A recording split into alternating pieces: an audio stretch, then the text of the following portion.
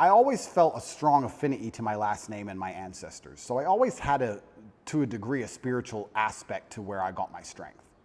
I always felt like, well, my dad is watching me, or my ancestors tried very hard for me to be born, so I can't disappoint them. So I've always had this spiritualistic side.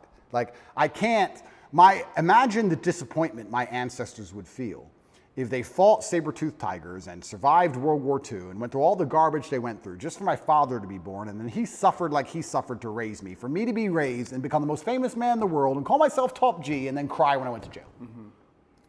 What am I? What kind of bitch? What am I going to go, wah?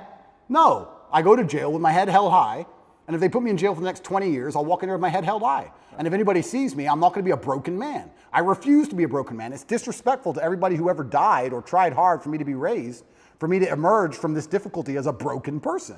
That's absolutely and utterly selfish.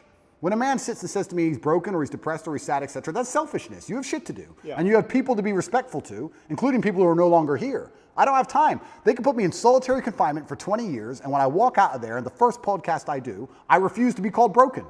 I refuse. And that's because I feel like I had a duty to my ancestors, and now I feel like I have a duty to my ancestors and a duty to God. So I've always felt that. And I assume you feel like you're fulfilling your duty, that your father would be proud of you?